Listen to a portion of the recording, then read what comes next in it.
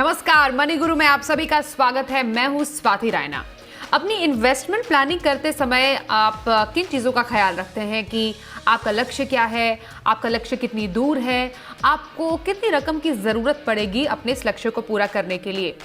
लेकिन एक बहुत ही ज़रूरी जो फैक्टर है आप शायद नज़रअंदाज कर देते होंगे, और वो है महंगाई। मतलब इन्फ्लेशन का आपकी रकम पर कितना असर पड़ेगा। मतलब जो चीज़ आज 100 रुपए की है वो अगले कुछ सालों में 100 रुपए की नहीं रहेगी। यही तो फर्क पड़ेगा आपके निवेश पर। और इसको निवेश से जोड़कर आप कैसे देख सकते हैं, इन्फ्लेशन प्रूफ निवेश आप कैसे कर सकते हैं, इसी पर बातचीत करने के लिए हमारे साथ आज है Anil Chopra, group director financial wellbeing, Bajaj Capital. Anil ji, बहुत स्वागत है आपका शो में। धन्यवाद स्वाति। तो अनिल जी से हम बातचीत करेंगे, उससे पहले क्या खास आज हम शो में चर्चा करने जा रहे हैं उस पर एक नजर डाल लेते हैं। आज हम शो में जानेंगे निवेश पर रियल रिटर्न आप कैसे हासिल करें, रियल रिटर्न और नॉमिनल रिटर्न में क्या फर्क है, रियल रिटर्न पाने के लिए कहां आपको निवेश करना है बेहतर, साथ ही भविष्य के लक्ष्यों की कैसे करें इन्फ्लेशन प्रूफ प्लानिंग।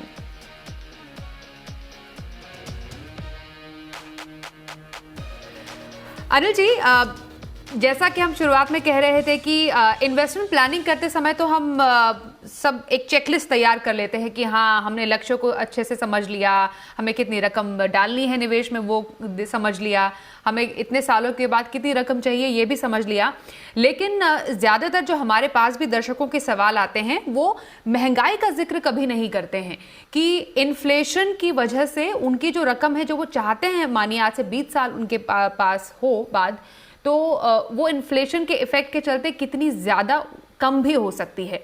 तो सबसे पहले इन्फ्लेशन, अगर इसको बहुत ही आसान भाषा में समझे तो महंगाई को हम किस तरीके से डिफाइन करते हैं? हाँ, देखिए, महंगाई जो है वो जनरली हम एक साल के बीच में कितना प्राइसेस में इंक्रीज हुआ किसी भी चीज के, चाहे वो वेजिटेबल्स हो, चाहे वो कार की प्राइस हो, और इसको हम कुछ इंडेक्सेस हैं जैसे कि consumer price index, wholesale price index, तो उसको हम प्रतिशत के तौर पे तकरीबन उसका डिस्कशन करते हैं। अगर हम बोलें कि अभी जो सीपीआई है, डब्ल्यूपीआई है, वो 7% है, तो उसका सीधा सीधा मतलब यह है कि एक साल पहले जो चीज आपको 1 रुपए में मिलती थी आज वो 1 रुपया 7 पैसे में मिलती है, या अगर 100 रुपए में मिलती थी तो 107 रुपए में मिलती है, और अगर 1 लाख रुपए की थी तो वो 1,07,000 रुपए की हो गई है। तो ये महंगाई की जो दर है ये प्रतिशत के रूप में हमको हमेशा इसका आकलन करना चाहिए। और जब भी हम फ्यूचर की इन्वेस्टमेंट प्लानिंग करें, चाहे वो बच्चों की पढ़ाई की बात हो, बच्चों की शादी की हो, घर लेने की हो, या जो सबसे बड़ा गोल है हर एक की जिंदगी का, वो रिटायरमेंट प्लानिंग का, जो 25, 30, 40 साल के बाद आता है, चाहे उसकी प्लानिंग करनी हो, तो हमेशा हमको इन्फ्लेशन या जो महंगाई की ग्रोथ रेट है उसको अगर हम अपने कैलकुलेशन में नहीं लेंगे तो हमारा सारा जो प्लानिंग है वो गड़बड़ा जाएगी और हमें अपनी लाइफस्टाइल को कंप्रोमाइज करना पड़ेगा। ये मिस्टेक नंबर 1 है जो कि काफी लोग करते हैं और इस चीज को इग्नोर कर देते हैं। तो ये आपने बहुत ही अच्छा टॉपिक आज उठाया है कि इन्फ्लेशन जो है वो ईट्स इनटू आवर कैपिटल, और जब तक हम इसको लेके ना सारी कैलकुलेशन करें तो हमारी प्लानिंग जो है वो अधूरी रह जाएगी। बिल्कुल। तो महंगाई को अपने निवेश में जोड़कर जो रियल रिटर्न आपके निवेश का होगा वो समझना जरूरी है। जैसा अनिल जी ने जिक्र किया कि जो सीपीआई इंडेक्स हम जिसे कहते हैं, बहुत ही सिंपल से भाषा में अनिल जी ने भी समझाया, जिसको खुदरा महंगाई कहते हैं। मतलब खुदरा चीज़ों की कीमत जो आप खाते पीते हैं, दाल है, चावल है और बहुत सारी जो रोज़मर्रा की चीज़ें होती है, उनकी जब कीमतें बढ़ जाती हैं तो आपकी जेब पर सीधा असर पड़ता है। तो इसको महंगाई कहते हैं। जो अक्टूबर में जिसकी दर लगभग 7.61% थी और नवंबर में ऐसा कहा जा रहा है कि 7% के आसपास है, उसके ऊपर भी रह सकता है। तो साफ तौर पर महंगाई का बोझ जो है वो हम सबकी जेब पर तो जरूर है। इसलिए इन्फ्लेशन को अपने निवेश में जोड़कर तब रियल रकम, जो रियल रिटर्न है, वो समझना जरूरी है। ये मुझे बात समझाइए, क्योंकि वाकई क्या जो निवेशक होते हैं वो इन्फ्लेशन को हमेशा अपने निवेश में जोड़ते हैं? आपके पास भी काफ़ी सारे ऐसे सवाल आते होंगे जो लक्ष्य को काफ़ी इम्पोर्टेंट तो समझते ही हैं, या अपने गोल को अचीव करने के लिए कैसे इन्वेस्टमेंट में, कैसे प्रोडक्ट में इन्वेस्ट करना ये तो समझते हैं, लेकिन इन्फ्लेशन को कंसिडर करना किसी के निवेश के लिए इतना इम्पोर्टेंट क्यों हो गया है? जी देखिए, मैं ये समझाता हूँ आपको एक उदाहरण के तौर पे।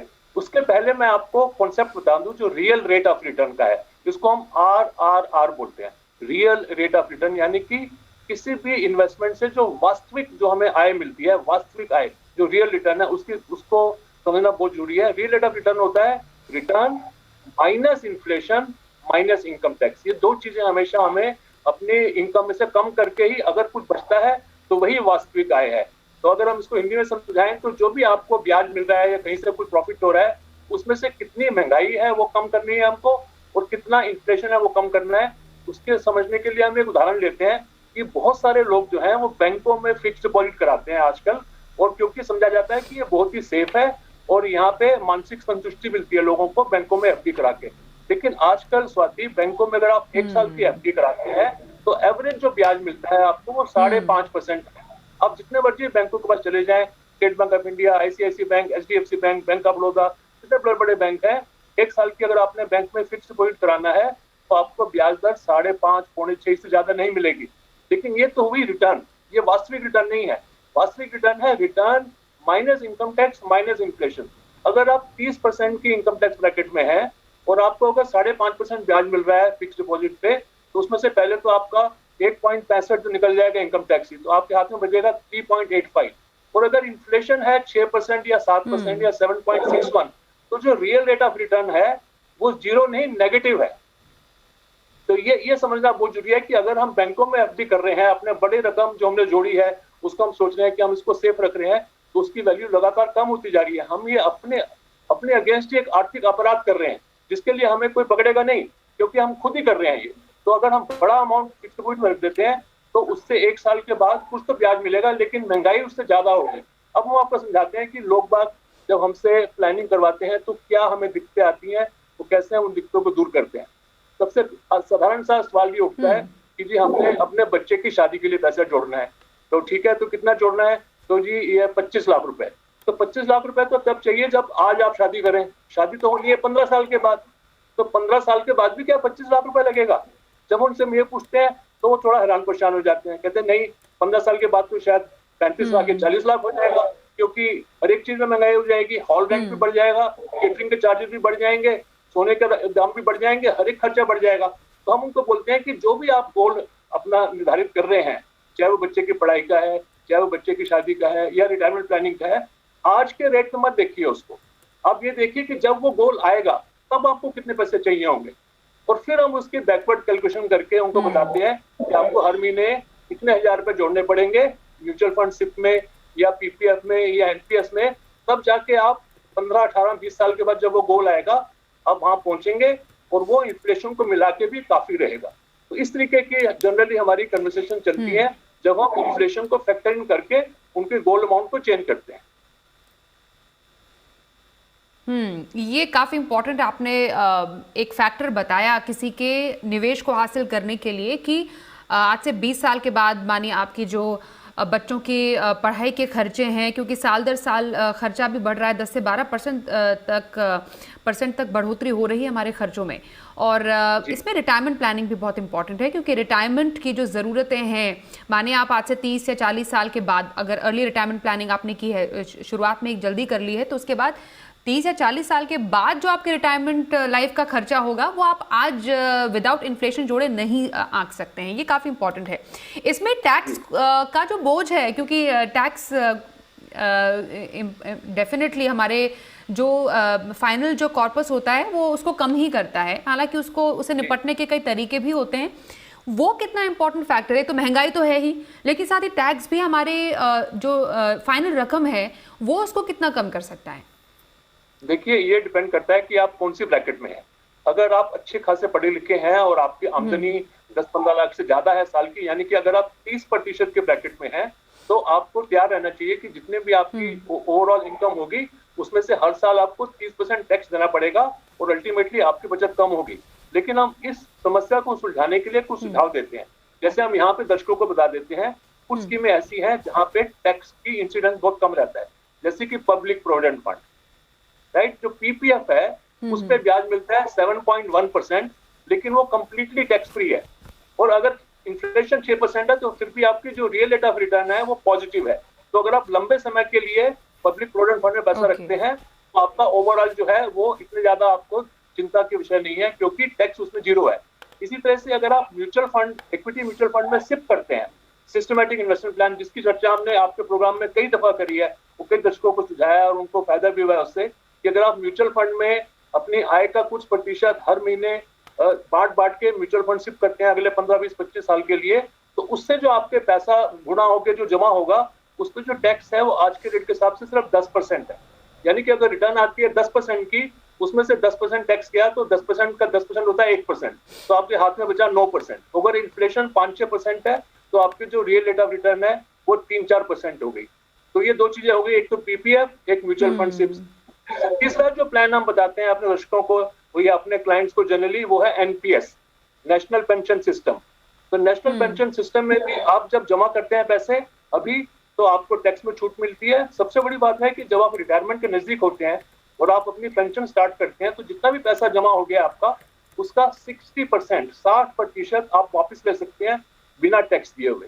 तो ऐसे कुछ ये प्लान्स हैं जिसमें अगर आप अपने निवेश को बांट के चलते हैं, तो आपकी जो वास्तविक जो रिटर्न है, जो वास्तविक आय है, वो उसमें बढ़ोतरी होती है, क्योंकि आपने इन्फ्लेशन और इनकम टैक्स दोनों का ध्यान रखा है।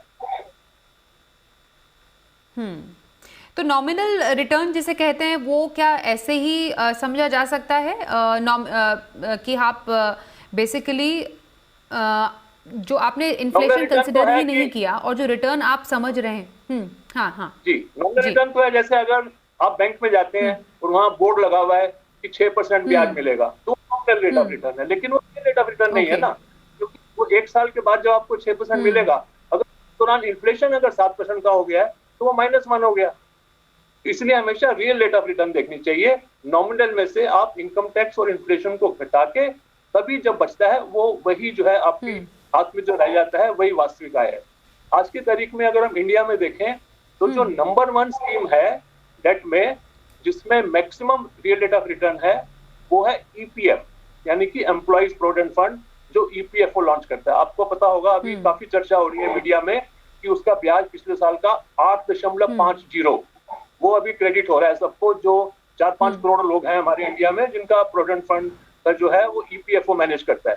तो वो जो 8.5% जो ब्याज मिल रहा है, वो कर मुक्त है, वो 100% टैक्स फ्री है, राइट। तो आप खुद हिसाब लगा लीजिए कि इन्फ्लेशन अगर 5-6% है, तो रियल रेट ऑफ रिटर्न जो ईपीएफओ के इंटरेस्ट से है वो बहुत ज्यादा है। इसलिए हम सलाह देते हैं कि ईपीएफ में आप वॉलंटरी, जिसको वीपीएफ बोलते हैं, वॉलंटरी प्रोविडेंट फंड करके आप अपनी वास्तविक आय में बढ़ोतरी कर सकते हैं। तो अब हम दोबारा से अगर मैं जल्दी से बताऊं, तो ईपीएफ, म्यूचुअल फंड शिफ्ट्स और एनपीएस, ये 4 ऐसे प्लान्स हैं जिनमें आप निवेश करके अपनी वास्तविक आय, रियल रेट ऑफ रिटर्न को बढ़ा सकते हैं, क्योंकि इसमें इन्फ्लेशन और इनकम टैक्स देने के बाद भी आपके हाथ में फिर भी कुछ 2-3-4% बचेगा। तो कुछ ऐसे इन्वेस्टमेंट प्रोडक्ट्स है जहां पर आपको टैक्स भी और साथ ही इन्फ्लेशन प्रूफ जो निवेश है उसका भी फायदा मिल सकता है, जो कि अनिल जी ने समझाया काफी अच्छे से। क्योंकि हम बात कर रहे थे यहाँ पर रिटायरमेंट प्लानिंग के, अनिल जी, कि रिटायरमेंट प्लानिंग भी एक ऐसा लक्ष्य है किसी की लाइफ का जहां पर इन्फ्लेशन का बहुत ज़्यादा असर पड़ता है, क्योंकि आपका जो यूजुअली आप थोड़े से लंबे टाइम का ये प्लान बनाते हैं। तो रिटायरमेंट प्लानिंग के लिहाज से भी जो इस वक्त जो रिटायर होने वाले दर्शक हैं या रिटायर हो चुके हैं, वो अगर समझना चाहते हैं, तो retirement inflation proof retirement planning के लिए क्या किया जाना चाहिए? देखिए, ये बहुत ही अच्छा प्रश्न है आपका। रिटायरमेंट प्लानिंग जो है वो किसी भी इंसान का लाइफ का सबसे महत्वपूर्ण गोल है। यहाँ पे हम बता दें आपको कि 4 गोल्स होते हैं अमूमन हर एक इंसान की लाइफ में, चाहे वो स्वाति रैना हो, चाहे वो अनिल चोपड़ा हो। 4 गोल्स होते हैं, वो होते हैं बच्चों की एजुकेशन, बच्चों की शादी, और उसके बाद घर बनाना, और चौथा होता है रिटायरमेंट। तो अभी हम बात कर रहे हैं रिटायरमेंट की। तो जब रिटायरमेंट सब में सबसे बड़ा गोल है, और रिटायरमेंट की जब हम बात करते हैं तो जनरली लोग ये कहते हैं कि जी हमें अगर 1 करोड़ मिल जाए तो हमारा अच्छे से गुजारा हो जाएगा। भाई 1 करोड़ तो आपको आज मिल जाए तो गुजारा होगा ना, 20 साल के बाद जब आप रिटायर होंगे तब भी क्या 1 करोड़ काफी रहेगा आपके लिए? तो जब वो कैलकुलेशन करते हैं तब उनको लगता है कि नहीं, तब तो जो है 1 करोड़ जो आज है वो तब तो शायद 50 लाख ही रहेगा। यहाँ पे हम ये बता दें आपको कि अगर हम ये उम्मीद कर रहे हैं कि जो इन्फ्लेशन है वो 6% रहेगा, तो उसका मतलब ये होता है कि 12 साल में जो पैसा है वो आधा रह जाएगा। अगर आपको आज 1 करोड़ चाहिए, वो रिटायरमेंट आपकी 12 साल के बाद होनी है, तब तो आपको 2 करोड़ चाहिए होगा, वही लाइफस्टाइल मेंटेन करने के लिए। ये एक फॉर्मूला याद रखना जरूरी है कि आप 72 को उसको डिवाइड कीजिए 6 से, तो 12 आंसर आता है। तो अगर 12 साल के बाद रिटायरमेंट होनी है तो जितना पैसा आपको आज चाहिए, आप ये हिसाब लगाइए कि अगर आप आज रिटायर हो जाते हैं तो कितना पैसा आपके बैंक में होना चाहिए ताकि आप शांतिपूर्ण अपनी जिंदगी बिता सकें। लेकिन रिटायर तो आप आज हो नहीं रहे हैं, रिटायर होंगे 12 साल के बाद, तब आपको उसका डबल चाहिए होगा। अगर आप रिटायर हो रहे हैं 18 साल के बाद, तब आपको उसका 2.5 गुना चाहिए होगा। इस तरीके से हम कंप्यूटर के जरिए सॉफ्टवेयर से अमाउंट निकाल के बताते हैं अपने दर्शकों को या क्लाइंट्स को कि अगर जब आपकी रिटायरमेंट है तब आपको अगर आज के मुकाबले का 1 करोड़ रुपया चाहिए, तब शायद आपको 2 करोड़ या 2.5 करोड़ या 3 करोड़ चाहिए होगा। उसी हिसाब से फिर बैकवर्ड कैलकुलेशन करके हम उनकी प्लानिंग करते हैं कि आपको कहाँ कहाँ जोड़ना चाहिए। अब आपने एक और प्रश्न पूछा कि जो अभी रिटायर हो रहे हैं तो उनके लिए क्या विकल्प है। उनके लिए हमने जो है 4 विकल्प ढूंढे हुए हैं जिसमें वो अपनी वास्तविक आय को बढ़ा सकते हैं, और मैं वो यहाँ पे बता देता हूँ सारे दर्शकों के फायदे के लिए।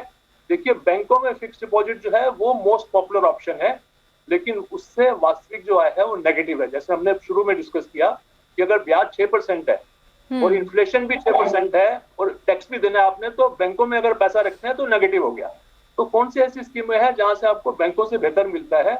उसमें नंबर 1 स्कीम है सीनियर सिटीजन सेविंग स्कीम, जो गवर्नमेंट ने निकाली हुई है, जहाँ पे 7.4% का ब्याज है और उसमें 15 लाख रुपए की लिमिट है। दूसरी स्कीम है पार्टी, उसका नाम है प्रधानमंत्री वय वंदन योजना। अगर आप कभी दोबारा बुलाएंगे हमें तो मैं प्रधानमंत्री वय वंदन योजना के बारे में विस्तार से बताऊंगा। तो प्रधानमंत्री वय वंदन योजना में भी सीनियर सिटीजन रिटायर्ड लोग इन्वेस्ट कर सकते हैं। उसकी भी लिमिट 15 लाख रुपए की है, एक इंसान 15 लाख कर सकता है मैक्सिमम। उसमें भी जो ब्याज की दर है वो 7.4 है। उसमें आप नहीं कर सकते हैं क्योंकि आप अभी 60 साल के नहीं होना, वो सिर्फ उनके लिए है जो 60 साल से ऊपर है। तीसरी स्कीम जो हम रिकमेंड करते हैं वो है floating rate saving bonds. Floating rate saving bond भी गवर्नमेंट के निकाले हुए हैं, उसमें 7.15 की ब्याज की दर है। और चौथी स्कीम हम बताते हैं म्यूचुअल फंड के SWP, जिसको हम सिस्टमैटिक विड्रॉल प्लान बोलते हैं। तो ये 4 टाइप के प्लान्स हैं जो अभी रिटायर हो रहे हैं या होने वाले हैं। ओके। तो रिटायरमेंट प्लानिंग को इन्फ्लेशन प्रूफ करने के लिए कुछ प्लान्स का जिक्र अनिल जी ने किया है। इसमें काफ़ी ज़्यादा जो रुचि या जो इंटरेस्ट जगाता है वो सिस्टमैटिक विड्रॉल प्लान है, जिस पर हम कुछ और चर्चा करेंगे अनिल चोपड़ा जी से एक छोटे से ब्रेक के बाद। देखते रहिए मनी गुरु।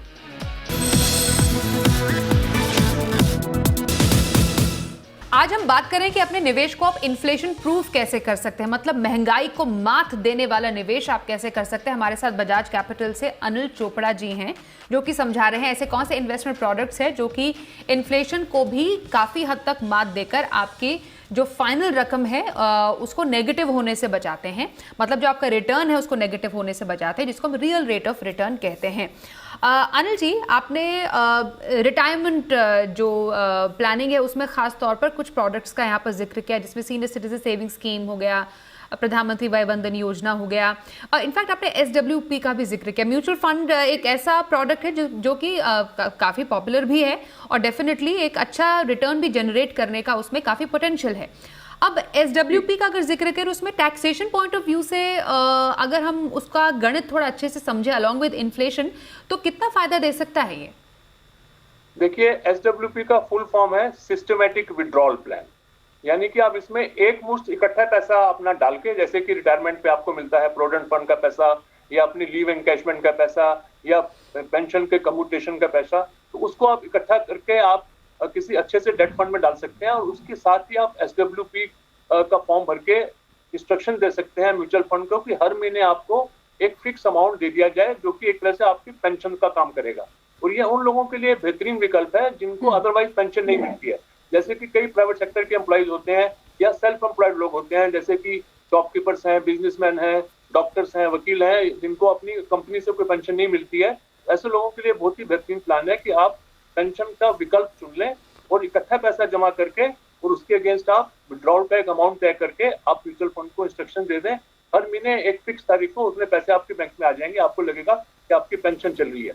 अब समझते हैं कि ये जो है कि कैसे बेहतर है बैंक फिक्स डिपॉजिट के मुकाबले में, क्योंकि उसका सीधे सीधा मुकाबला ये होता है कि हम बैंक में FD करा दें या फिर ये SWP करें। तो यहाँ पे हम एक एक करके समझा देते हैं कि SWP बैंक FD से कैसे सुपीरियर है। पहला तो एग्जाम्पल ये लेते हैं कि अगर आपके पास 1 करोड़ रुपया है और आप बैंक में FD करते हैं तो आपको वहाँ पे 6% ब्याज मिलेगा।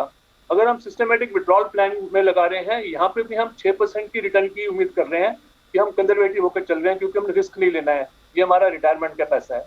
अब जब हमारा बैंक एफडी में जो हम 1 करोड़ रुपए लगाएंगे उसमें 1 साल हम इंतजार करेंगे, 1 साल के बाद हमको 6 लाख रुपए मिलेगा ब्याज, उसमें हमको पूरा 30% टैक्स देना पड़ेगा अगर हम 30% टैक्स ब्रैकेट में है।